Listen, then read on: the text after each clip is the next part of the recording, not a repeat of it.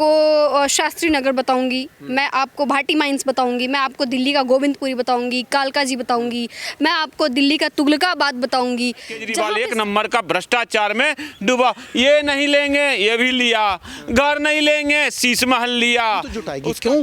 क्योंकि अरविंद केजरीवाल जी के पास बड़े बड़े वकीलों की फौज है। क्या अभिषेक मनु सिंघवी, क्या कपिल सिब्बल, दिल्ली के टैक्स पेयर का इन्होंने करोड़ों रुपया वकीलों में बांटा। तो इनके पास इतनी बड़ी वकीलों की फौज है, तो यदि ईडी अपना पक्ष रखेगी तो पुख्ता सबूत होने के बाद ही रखेगी। हाँ, अरविंद केजरीवाल जो है वो डिले जरूर कर सकते। इससे गिरा निकम्मा पार्टी और नेता मैंने नहीं देखा केजरीवाल से। मेरे जहन में आती है वो ये है कि आप ऐसे तो न थे, ऐसे कैसे हो गए? जब अन्ना हजारे से के पार्टी से इन्होंने जब केजरीवाल निकले थे तो लोगों के जहन में एक उम्मीद जगी थी, दिल्ली के जहन में एक उम्मीद जगी थी कि हाँ अब होगी दिल वालों की दिल्ली। क्या वाकई ये दिल वालों की दिल्ली है? दिल्ली की जनता ने आईना दिखाया। यदि ये जैनुअन में कट्टर ईमानदार रहते तो दिल्ली की जनता इनको आईना ना दिखाती। और अब पंजाब की जनता भी बेसब्री से इंतजार कर रही है, विधानसभा चुनाव होंगे तो वो इनको जैसे दिल्ली की जनता ने आईना दिखाया वैसे वो भी दिखाएंगे। देखो, इनके यदि नेताओं के ऊपर रेड हो रही है तो सांच को आँच क्या? ये क्यों बोल रहे हैं कि ये मोदी जी ईडी को बेच रहे हैं, मोदी जी गलत एजेंसियों का इस्तेमाल कर रहे हैं? सांच को आँच क्या? यदि आप जैनुअन हो, अगर राघव चड्ढा ने ईडी को कोई लीड दी है अशोक मित्तल के रिगार्डिंग, तो क्या ईडी हाथ पे हाथ रख के बैठी रहे? क्या ईडी नहीं जाए? क्योंकि इन्हीं के अपने राज्यसभा सांसद यदि कोई लीड देते हैं तो क्या उसके ऊपर कार्रवाई नहीं होनी चाहिए? ये कहते हैं ना कट्टर ईमानदार हैं। यदि अरविंद केजरीवाल कट्टर ईमानदार हैं तो फिर ये जज रिक्यूजल के लिए रिक्वेस्ट क्यों कर रहे हैं? आपने देखा कि किस तरह से इन्होंने, यदि ऐसी बात मेरा या आप जैसा कोई व्यक्ति करता तो ये contempt of the court 1971 act 6 महीने की सजा है इसके ऊपर। लेकिन अरविंद केजरीवाल हैं जी, सीधा जज के ऊपर ही बोल रहे हैं कि आप आए हो। देखो, यदि जज एलिगेशन भी क्या लगाया कि आप अखिल भारतीय अभिवक्ता अधिवेशन में मैडम आप गई थी, जो स्वर्ण कांता जज है, माननीय जज, उनके ऊपर जो इन्होंने रोप लगाया, और वो जो अभिवक्ता अधिवेशन था वो आरएसएस की आइडियोलॉजी से प्रेरित है। तो आरएसएस का अरविंद केजरीवाल कहते हैं मैं कट्टर विरोधी हूँ, और इसलिए मुझे लगता है कि आप मेरे साथ मतलब निष्पक्ष डिसीजन देंगी। मुझे बताइए, लेकिन ऐसा हो सकता है ना सर, जो अरविंद केजरीवाल जज पर जो आरोप लगा रहे हैं कि आप आरएसएस के और अखिल भारतीय के जो किसी भी इवेंट में जाती हैं तो कहीं ना कहीं वो जो है पक्षपात करें, जैसा अरविंद केजरीवाल आरोप लगा रहे हैं। देखिए, आपको जानकारी के लिए बता दूं मैं कि अगर आरएसएस की बात करनी है तो आरएसएस के जो विद्या भारती स्कूल चलते हैं वो भारतवर्ष में लगभग उनकी संख्या 12,000 है। अगर 12,000 स्कूलों में 25-30 लाख का आंकड़ा हम डिसाइड करते हैं, इतने स्टूडेंट्स होंगे, तो उनमें से जो भी स्टूडेंट जज बनेंगे तो उसके पास तो किसी का भी केस नहीं जाना चाहिए। मैं खुद सरस्वती विद्या मंदिर से पढ़ा हुआ हूँ। तो फिर अगर आप जज बनते हो कल को अपनी काबिलियत पर, तो फिर ये प्रश्न चिन्ह लगाएंगे नहीं जी ये तो हिंदूवादी स्कूल से पढ़े हुए हैं। तो देखो, मेरी बात सुनिए, अगर यही बात को हम पैरामीटर सही माने तो फिर अरविंद केजरीवाल जो है, जिनके ऊपर ये आरोप लगते रहे, पनवंत सिंह पन्नू ने बोला कि $16 मिलियन हमने इनकी मदद की, चंदा दिया। आप सिख फॉर जस्टिस खालिस्तानी समर्थक से आप चंदा ले रहे हो, खालिस्तानियों के घर पे आप डिनर कर रहे हो, उनके घर पे लंच कर रहे हो, तो फिर इनके तार क्या ऐसे जोड़ सकते हैं ना कि अरविंद केजरीवाल हैं जो खालिस्तानी समर्थक हैं। और दूसरा, आपको मालूम होगा जो इन्होंने दिल्ली को कम्युनिस्ट मुख्यमंत्री दी थी, आतिशी मार लेना, कम्युनिस्ट मुख्यमंत्री अभी तक कहाँ थे? त्रिपुरा में, वेस्ट बंगाल में, असम, दिल्ली चौथा राज्य था, यहाँ पे एक कम्युनिस्ट मुख्यमंत्री बना। और इसके बारे में आरोप इनकी अपनी राज्यसभा सांसद, उन्होंने स्वाति मालीवाल जी ने ये बोला था कि ये आतिशी मार लेना के जो माता पिता हैं ये आतंकी समर्थक हैं, इन्होंने अफजल गुरु की फांसी रुकवाने के लिए राष्ट्रपति के वहाँ अपनी एडियाँ रगड़ी थी। तो इस हिसाब से तो ये भी आतंकवादी समर्थक हुए। अरोड़ा जी, लेकिन सवाल ये भी है ना कि जिन सांसदों के घर में ईडी की छापेमारी पड़ रही है, लेकिन उस छापेमारी के बाद तो कुछ सॉल्यूशन नहीं निकल रहा।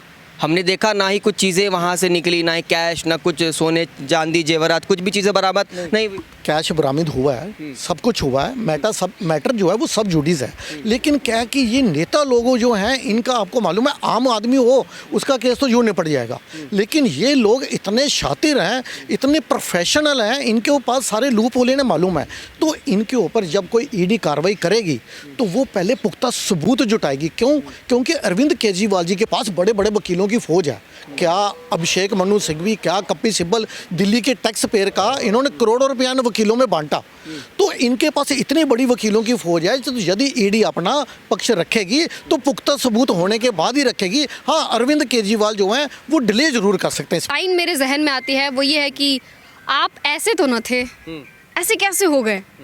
जब अन्ना हजारे से के पार्टी से जब केजरीवाल निकले थे तो लोगों के जहन में एक उम्मीद जगी थी, दिल्ली के जहन में एक उम्मीद जगी थी कि हाँ अब होगी दिल वालों की दिल्ली। क्या वाकई ये दिल वालों की दिल्ली है? आज हम यमुना के साइड में जाते हैं तो सांस लेना दूभर हो गया है। गली मोहल्ले कीचड़ और तमाम, जैसे कि हम लोग भी फील्ड में घूमते हैं तो हमने देखा है कि वहाँ पे सांस लेना मुश्किल है। कई ऐसे रिहायशी इलाके हमने देखे हैं जहाँ पे लोग रहते हैं, सामने कूड़ा करकट वाले पड़े रहते हैं, लेकिन जब पूछा जाता है कि अरविंद केजरीवाल, तो कहते हैं कि दिल्ली को चमका देंगे। फिर बाद में पता चलता है कि अरविंद केजरीवाल ने जो लॉलीपॉप जनता को दिया है वो जनता अभी भी लेके और केजरीवाल के नारे लगा रही है 100-100 300 रुपए में। अरविंद केजरीवाल ने तो कहा था कि हम जो है यमुना को जो है बहुत साफ़ कर देंगे। अब कभी अपने बच्चों की कसम खाई और कभी दिल्ली को लंदन पेरिस बनाने का वादा किया था। सर देखिए, अरविंद केजरीवाल ईमानदार थे। जब उन्होंने मुख्यमंत्री की कुर्सी धारण की तो सर कुर्सी लेने के बाद तो कोई भी ईमानदार नहीं रहता ना, ईमानदारी खत्म हो गई उनकी। तब क्या फिर अपना काम बनता, भाड़ में जाए जनता, पैसे तो जेब में आ ही रहे ना, जनता भूखे मरे चाहे कुछ भी हो, उससे उनको क्या मतलब है? ये बात कैसे कह रहे हैं? अरविंद केजरीवाल ने तो हमेशा जनता के लिए काम किया, जन कल्याण के लिए, आप जैसे महिलाओं के लिए काम जन कल्याण के लिए काम करना है तो मैं आपको 2-4 ऐसे इलाके बताऊंगी जहाँ पे आप एक बार घूम के आएँ। मैं आपको शास्त्री नगर बताऊंगी, मैं आपको भाटी माइंस बताऊंगी, मैं आपको दिल्ली का गोविंदपुरी बताऊंगी, कालका जी बताऊंगी, मैं आपको दिल्ली का तुगलकाबाद बताऊंगी, जहाँ पे सड़कें गलियाँ भी साफ नहीं हैं। तो मैं कैसे कह दूं कि केजरीवाल जो है जनता के लिए सोचते हैं और वो आम आदमी पार्टी है। आप लोगों के लिए ट्रांसपोर्टेशन फ्री किया ना अरविंद केजरीवाल ने, आप डीटीसी बस सेवाएं ले रही है मुफ्त में। सर वो तो हम अभी भी ले रहे हैं, अभी कौन सा बंद हो चुका है? अब एक रिदम में चल रहा है। पहले था कि फ्री पास था, अब है कि एक कार्ड बना दिया गया है।